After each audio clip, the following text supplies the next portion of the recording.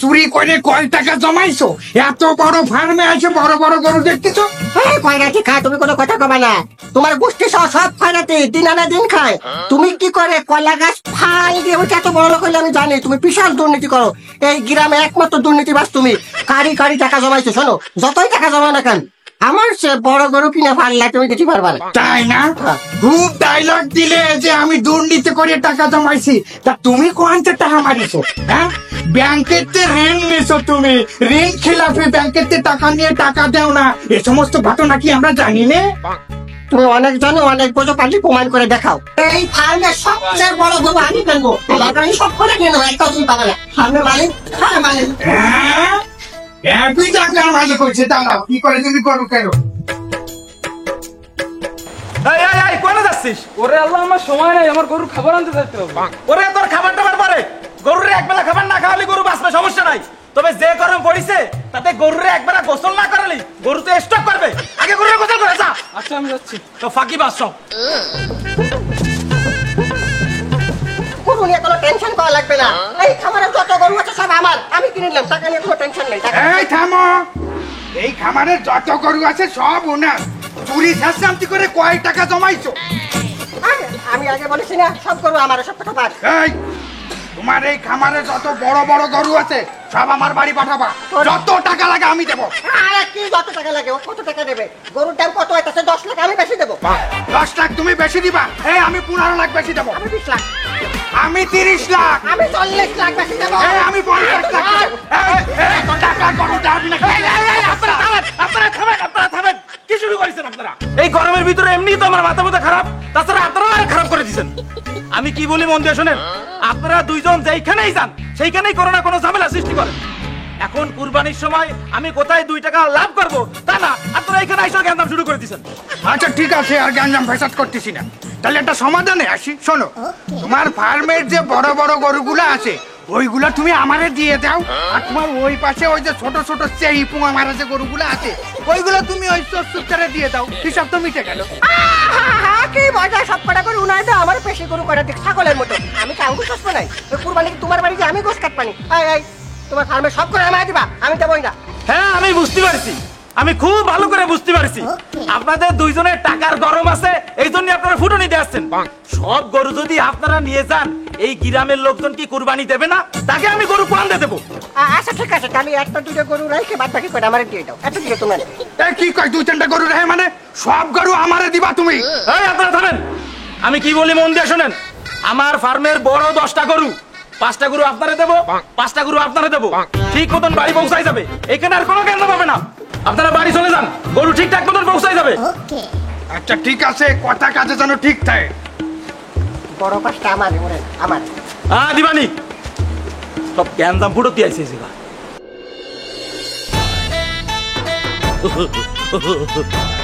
সুপ্রিয় দর্শক মন্ডলী, আপনারা দেখতে আছেন অসহায় টিভি অনলাইন।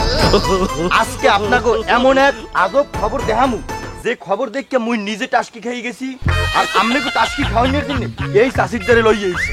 দর্শক স্ক্রিনে যে ছাগলটা দেখতে আছেন আপনি, সব কথা যদি তুই কবি তা তুই মরে ইহানে দাঁড় করা রাখছো কে? তুই কি চলে যাবো? না চাচি, না চাচি। দর্শক আমরা এখন যা শোনার চাষির মুখ দিয়েই শুনবো। চাচি, আপনার এই ছাগলের দাম কয় টাকা? তুই ছাগল কেউ কেরে? ছাগল কেউ কেরে? ওর একটা নাম আছে, ওর নাম হইলে তুফান। তুফান? এইটুকু একটা মুরগির নাম ছাগল, হ্যাঁ নাম রাখছেন তুফান? হ্যাঁ কা চাচি?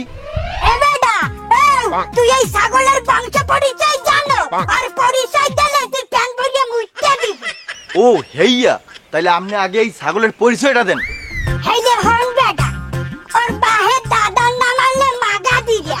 কি দিরা চাচি? মাগা দিরা, কে নাম হলো না? হয় হয় চাচি, নাম শুনছি। তা কথার মধ্যে বাদ দাও কে? তুই কথা হারাই হারাই। আর বাহে দাদার নাম আনলে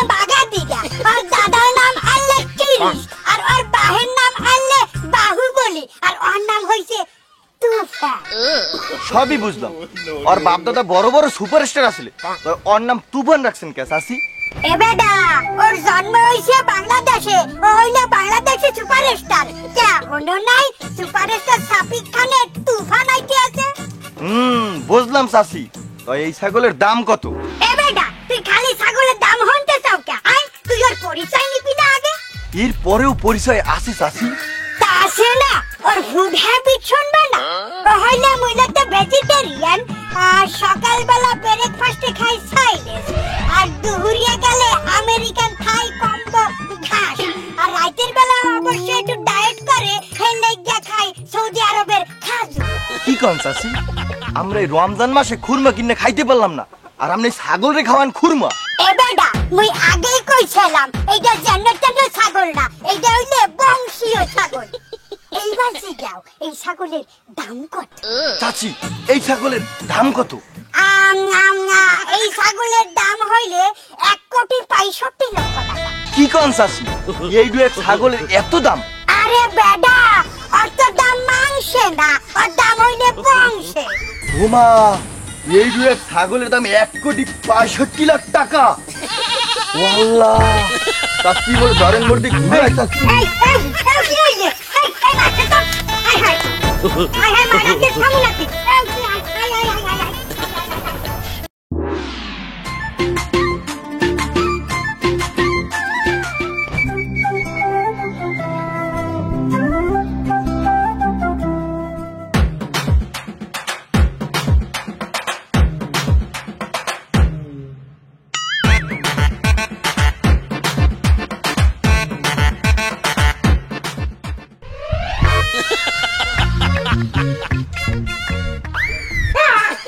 একটা ছোট ফ্রিজ চোখে দেখতে পারি না, কেন যাই ফ্রিজ শোরুমে এনে রাখে। আরে শালা, এটা আমার মেলা বড় ফ্রিজ, ও ভিতরে অনেক জায়গা। এই সেলসম্যান, এদিকে এসো, এদিকে এসো। আসসালামু আলাইকুম চৌধুরী কাকা, আপনি কি ফ্রিজ কিনতে আইছেন? না, আমি ফ্রিজ কিনতে আসিনি, আমি প্লেন কিনতে আইছি, আমি ট্রেন কিনতে আইছি। তুই আমার একটা প্লেন দা। কি বলেন কাকা, আমরা তো প্লেন বিক্রি করেন, আমরা তো ফ্রিজ বেচি কাকা। তো জিজ্ঞেস করলি কেন ফ্রিজ নিতে আইসি কিনা? আমি ফ্রিজ নিতে আইসি। আচ্ছা যাক, শোন, তোর এই দোকানে এমন কোন ফ্রিজ আছে যে 5টা গরু জবাই দিয়ে একসাথে রাখা যাবে? না না কাকা, এত বড় ফ্রিজ তো নেই, আমাদের এখানে সর্বোচ্চ 500 লিটার ধরে এরকম ফ্রিজ আছে। 500 লিটার? কয় টাকা দাম? দাম বেশি না কাকা, সর্বোচ্চ 1-1.5 লাখ টাকা কাকা। আহ, আমি তো ভাবছি 10-12 লাখ টাকা দিয়ে একটা ফ্রিজ কিনবো। আচ্ছা যা, ফ্রিজের গুণগত মান কি? ফ্রিজ কি ভালো হবে? এই ফ্রিজের গুণগত মান তো আপনি জানেন না, এর অনেক গুণ কাকা। তাহলে শোনেন কাকা, আমাদের বিধবা গ্রামের এমপি নাশপতি বাবু আছে না, হ্যাঁ হ্যাঁ, আততয়রা মাইরে কুচি কুচি কইরে এই ফ্রিজে রাখছিল। ওকে। রাখার 3 বছর পরে সেই মাংস খুঁজে পাওয়া গেছে। তা সেই মাংস এত তাজা ছিল, গন্ধ শুকে কয়ে দিছে এটা নাশপতি বাবুর লাশ, ডিএনএ টেস্ট করা লাগে। এই সেই ফ্রিজ। কি করছিস তাই? তাহলে তো বড় ফ্রিজ। আচ্ছা শোন, তুই এই 2টা ফ্রিজ, সবচেয়ে বড় বড় 2টা ফ্রিজ আমার বাসায় পাঠাই দিবি। টাকা পাবি 1 বছর পরে। 1 বছর আমি ওই গোস্ত রাইখে টেস্ট করে দেখবো, যদি আমি করতে পারি কোন গরুর গোস্ত কোনটা, তাহলে তুই টাকা পাবি। 1 বছর পর টাকা পাবা, ফ্রিজ দুটো বাড়ি পাঠাই দিবা। তা কাকা কিছু দেন কাকা, কাকা 50% দেন, কাকা 20% দেন।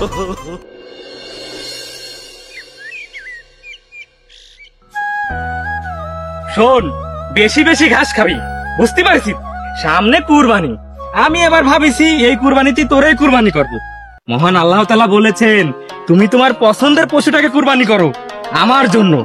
এই জন্য আমি মনে করেছি এই কুরবানিতে তোরে কুরবানি করব। আর তাছাড়া সেই ছোটকাল থেকে তোরে আমি সন্তানের মতো লালন পালন করে এত বড় করেছি। বেশি বেশি ঘাস খা, বেশি বেশি ঘাস খা। আরে খা।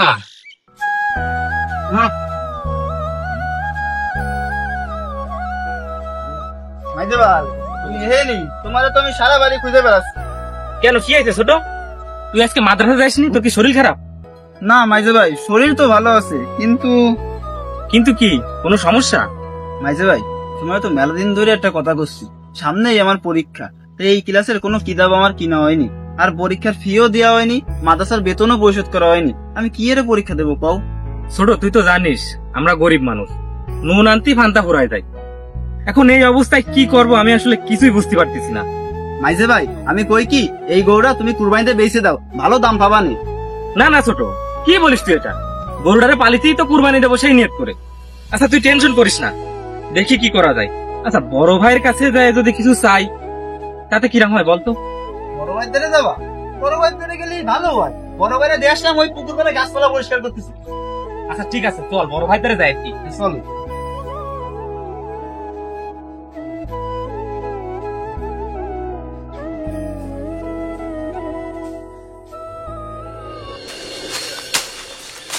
বড় ভাই একটু কথা বলতাম। কি হয়েছে ক? গরমে মাথা মতো নষ্ট হয়ে গেছে, লাখ টাকার মাছ ছাড়িছি পুকুরে, মাছ মরে যাচ্ছে গরমে। না মানে বড় ভাই বলতেছিলাম, আপনি তো আমাকে অবস্থা জানেন। এখন এই অবস্থায় ওর হচ্ছে গিয়ে মাদ্রাসার ফি, বই কিনা, 2 দিন পরে পরীক্ষার ফি। থাক, আমি তোমাকে দুঃখের গল্প শোনার জন্য তো এই জায়গায় আসিনি। কি কবা সরাসরি কবা, তো ঘুরে ফিরে কথা আমি বুঝি না। এখন ওই আপনি যদি কিছু টাকা আমাকে একটু সাহায্য করতেন। এই তো বুঝতে পারিছি, এই হচ্ছে আসল কথা। বললো বাড়া, আমি কি তোমাকে খয়রাত দেওয়ার জন্য টাকা কামাইছি নাকি? হ্যাঁ, আমি টাকা নিয়ে বসে রয়েছি, তোমরা আসবা আর আমি দেব। এই তোর সংসারে এত সমস্যা, ওর পরীক্ষার ফি দিতে পারতেছিস নে, তাইলে তোর যে ডাটের একটা গরু হয়েছে, ওই গরুটা এই কুরবানিতে বেঁচে দিলি তো দিব্যি তোর সব টাকা পয়সা বেরোয় যায়। কি বলতেছেন বড় ভাই? না না, এ গরু আমি বিক্রি করব না, এ গরু আমি কুরবানি দেব। বড় ভাই আপনি তো জানেন আমাদের 2 ভাইয়ের সংসারের অবস্থা, আমরা দিন আনি দিন খাই। এখন এই অবস্থায় আমরা একটা গরু কিনে কুরবানি দিতে পারবো কিনা এটা আমরা জানি না। এই জন্য আমরা নিয়ত করেছি সেই ছোটবেলা থেকে এই গরুটারে লালন পালন করে কুরবানি দেব। আমি গরু বিক্রি করতে পারবো না বড় ভাই। ও বাবা, বাদ পায় না বাবা, তুই কাটার লাগে কান্দে। এই তোর সংসারে সচ্ছলতা নাই, তুই আবার কুরবানি দিচ্ছিস কি জন্য? ফুটনি না ফুটনি দেখাচ্ছ। বড় ভাই আপনি মাইজে ভাইয়ের সাথে এভাবে কথা বলবেন না।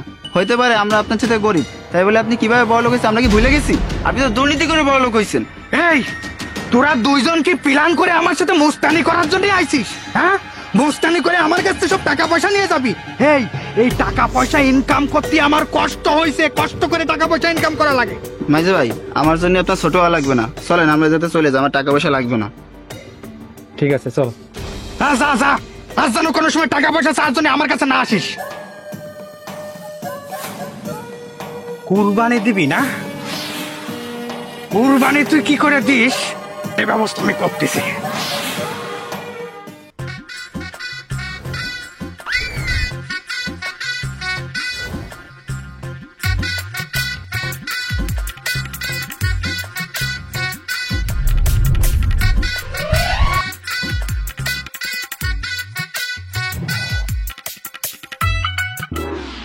উস্তাদ আমরা এই যে দিনের বেলা চুরি করতে আইছি, যদি ধরা একবার পড়ি তাহলে কি মাইদানা দেবে না বুঝতে পারিছেন?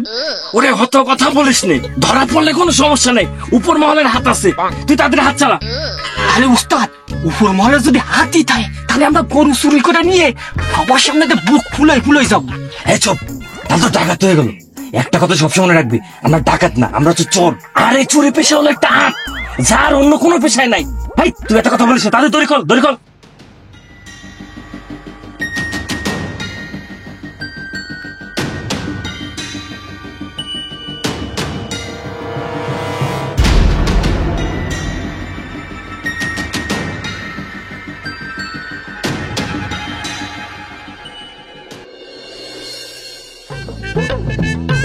হুজুর, ও হুজুর, বাড়ি আছেন? হ্যাঁ কে? আরে চৌধুরী সাহেব আসসালামু আলাইকুম। ওয়ালাইকুম আসসালাম। আসেন বাসায় আসেন। না না, বাসা যাবো না, আপনি নিচে নামেন, আপনার সাথে জরুরি কথা আছে। হুজুর, আমি বড় বড় 5টা গরু কিনেছি, কুরবানি দেব। আপনি কিন্তু ঈদের দিন সকালবেলা আমার বাড়ি এসে আগে কুরবানি দেবেন, তারপর সারাদিন আমার গরু পুটাপুটি ওইখানে দাঁড়ায় থাকবেন, আর তারপর দুপুরবেলা খাই একবারে বেরোবেন। আপনার কিন্তু দাওয়াত থাকলো, আমার বাড়ি যেতে হবে আপনার। ইনশাআল্লাহ ইনশাআল্লাহ। আইসেই চোরের মুখ দেখলাম, সারা দিনটাই আমার মাটিস। কিছু বললেন নাকি? খা। কই না না, কিছু বলিনি।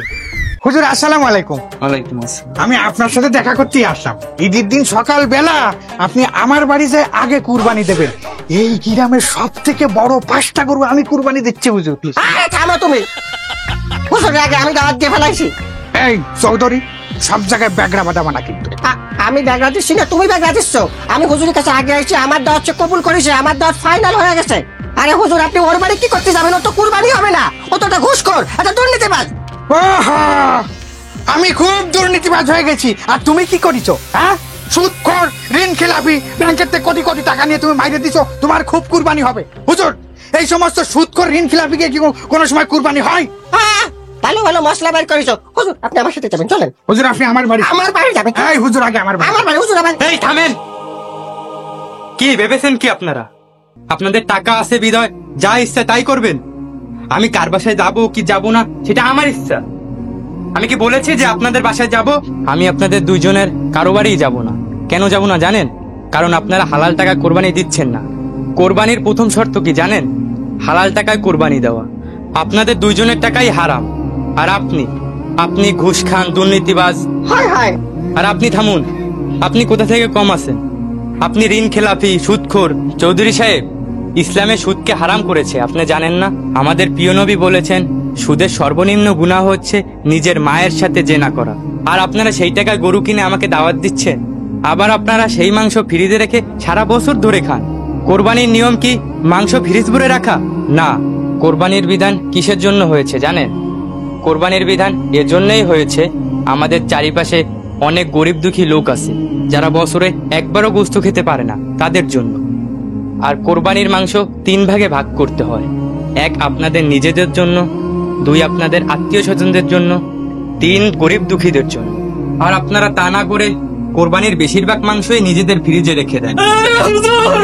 হুজুর, আমাদের সর্বনাশ হয়ে গেছে। হুজুর, আল্লাহরে কেমন বিচার? আল্লাহ কি শুধু গরিবদেরই মারে? থামুন, কি হয়েছে বলুন তো আগে। হুজুর, আমি কুরবানির নিয়তে একটা গরু অনেক ছোট থেকে লালন পালন করেছি। ভাবিছি এই বছর ওরা কুরবানি দেব, নিয়ে তো পাক্কা করেছি। সেই গরু আমি কুরবানি দিতে পারলাম না, সে গরু চুরি করে নিয়ে গেছে। এখন আমি কি করে কুরবানি দেব? আল্লাহর কেমন বিচার? দেখুন, আল্লাহর উপর থেকে কখনো বিশ্বাস হারাবেন না। আল্লাহ যা করেন সবই তার বান্দার মঙ্গলের জন্য করেন। আপনার গরু হারিয়েছে, তাতে আপনি আফসোস করবেন না। আপনার নেয়াত যদি সহি থাকে তাহলে আল্লাহ হয়তো আপনার কোরবানি কবুল করে নেবেন। আর অনেকের তো কোরবানি দিয়েও কবুল হবে কিনা সেটা একমাত্র আল্লাহই ভালো জানেন। হুজুর, আমার আর লজ্জা দেবেন না। আসলে আমি অনেক খারাপ কাজ করেছি, আমি সুদ খাইছি, আমি ব্যাংকের ঋণ খেলাপি করেছি। আজকে তুমি ভালো হয়ে যাবো হুজুর, আসলে আমি অনেক পাপী। হুজুর, আমিও আমার ভুল বুঝতে পারিছি। আমি আজকের থেকে আর ঘুষ খাবো না, দুর্নীতি করবো না, আমি ভালো হয়ে যাবো হুজুর। আর তুই ফটিকির বাড়িতে তোর গরুটা নিয়ে যাস। আসলে হুজুর, আমি চৌধুরীর থেকেও খারাপ। আরে না, হ্যাঁ, তুমি আমার সাথে খারাপ না, আমি তোমার সাথে খারাপ। আরে না, আমি তোমার সাথে খারাপ। আরে আমি তোমার সাথে খারাপ। আরে আমি করছি, আমি আরে তোমার সাথে খারাপ। আমি আরে আমি খারাপ, তোমার সাথে। আরে আমি করছি। আরে থামুন।